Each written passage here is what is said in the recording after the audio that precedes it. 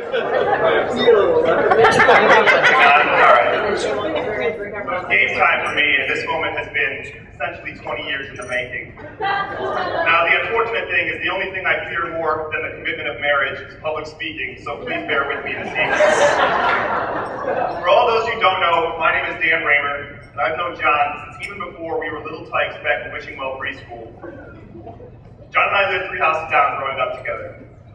Before I get started here, I would like to thank John for asking me to be a part of his wedding party and for picking me to be standing up here right now. I would also like to thank John and Molly on behalf of the groomsmen.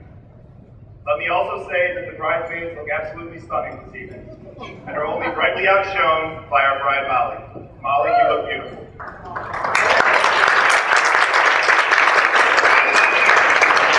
In addition, I would like to thank the Carver and the Banks family, all the guests in attendance, and everyone involved in making this day such a success. To be perfectly honest, I never thought I would live to see this day. And that's not because I didn't think John would ever settle down, but that's because I didn't think our group would ever survive a Vegas bachelor party. That very much includes you, Mr. Banks.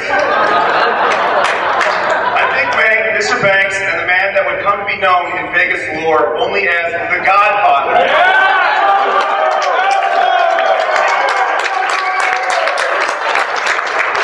More great news at the cabana than our bachelor did, and that's not an easy task. But what can I say about John? The benefit of having known John for what is essentially my whole life is that I'm so full of stories. The hard part is finding stories that are, well, let's say, appropriate for all audiences. I've learned a lot from the John Banks Book of Wisdom, and I'd like to share a few life lessons with you all this evening. Life lesson number 1 is the importance of listening to your parents and not making a mess. When John and I were real young, I was all excited because I was about to join Cub Scouts. I was all set to go to my first real meeting and was in my freshly pressed uniform. That's when John came down the street, sporting the latest in Teenage Mutant Ninja Turtle fashion, of course, wanting to cause trouble, as he always did. Now, you'll have to imagine that John looks something like this. What a little rugrat he is here. That one's getting passed around for sure. Now, I wasn't supposed to, but John convinced me to sneak out of my house and into the backyard creek, where our sole objective, for some reason, was to jump up and down in the backyard creek. Within minutes, I had my freshly pressed iron uniform so covered in mud that it was nearly unrecognizable. As a punishment, I was banned from joining the Cub Scouts, grounded immediately, and that would become the first time that John Banks received his lifetime ban from the Raimer household. Because of John, to this day, I am unable to properly build a Pinewood Derby car, tie a double loop knot, or receive a merit badge for motorboating. Yes, that's a real thing.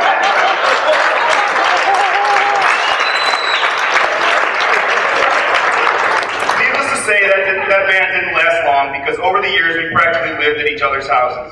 And that brings me to life lesson number 2. Learning how to drive is better left to driver's ed, not John Banks. Yes, that's right, John even taught me how to drive. John and I used to love to go to South Park Mall in Strongsville just to be mall rats for the day. Now, the unfortunate thing about that is at the time, we couldn't have been more than 14 years old, we're clearly unlicensed, and neither of our parents knew we had a car at the time. Sorry, Mom. That's just my way of saying happy birthday. Love you. Now, I know a lot of people are probably horrified by that story, and rightfully so, but never unable to put a positive spin on things, if you were to ask John about that today, he would just tell you he was doing 10-year advanced scouting of Molly and John's future home site in Strongsville, but I'm not buying it. I keep going on, I'm sorry, you're going to have to bear with me. And that brings us to life lesson number 3. It's not as profound as the first 2, but lesson number 3 is to never, ever try to argue with John. You can have all the facts and all the logic in the world, but you will never, ever win. Almost. On a family trip down to Myrtle Beach, one night John and I were hanging out with a small gathering by the ocean. One thing led to another, and John was in rare form.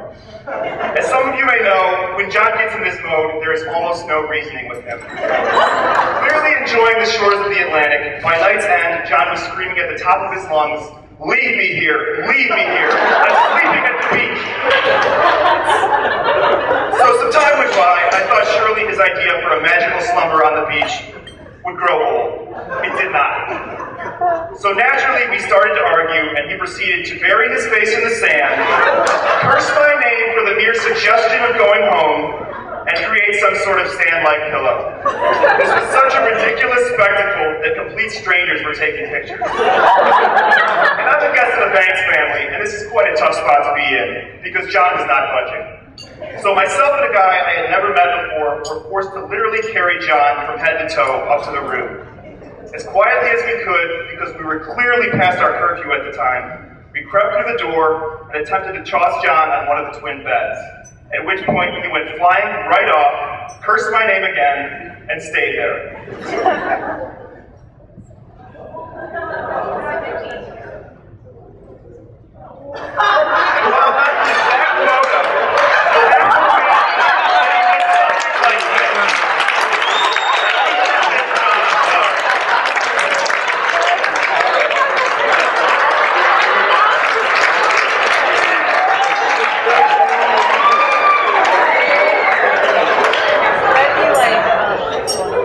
When John finally woke up, he leaned over to me, smiled a big, toothy grin, and said, "What a night." The only problem was that toothy grin was one short. The previous night's failed body heave on the bed had left John with a nicely chipped front tooth. His smile did not last long on that news.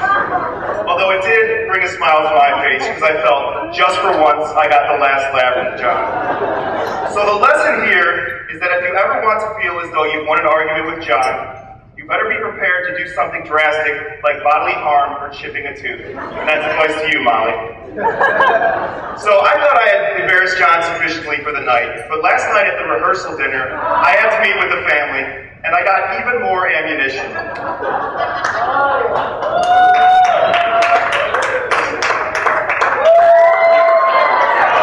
John's stuffed animal wrinkles, and it was a part of his life for as long as I could possibly have known him.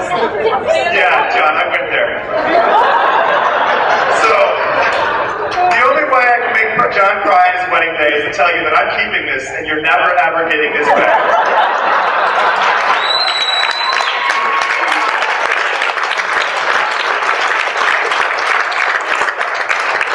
Now, I've shared a couple stories with you all that may paint John as a bit of a troublemaker, and to be perfectly honest, at a point in time he was.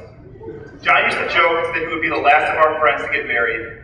At 25 years old, in our circle of friends, it turned out he would be the very first. At the risk of sounding cliche, that attitude might not have ever changed if it weren't for a 1 in a million girl like Molly to come along.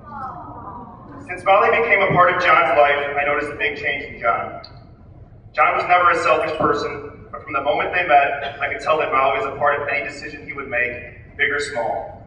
It's just one of the many reasons that I am 100% sure that John will make a great husband. You know, John isn't just my best friend, but someone I look up to and someone who has been there for me all my life. John, you're one of the most generous people I know. I admire your competitive drive, your ability to light up the room, and your unquestionable loyalty. I couldn't ask for a better friend. I've never seen a couple whose personality types seem to fit so well with each other, and undoubtedly we're meant to be together. I hang out with John and Molly all the time, and Molly would often ask me if I was mad she was stealing John from me. Molly, I don't look at it as losing my best friend, but rather gaining a sister that I've never had, because you are both like family to me. With that, I would like to propose a toast to the happiness of our bride and groom. Cheers to a wonderful beginning to a new and promising chapter in your lives. John and Molly, the best is yet to come.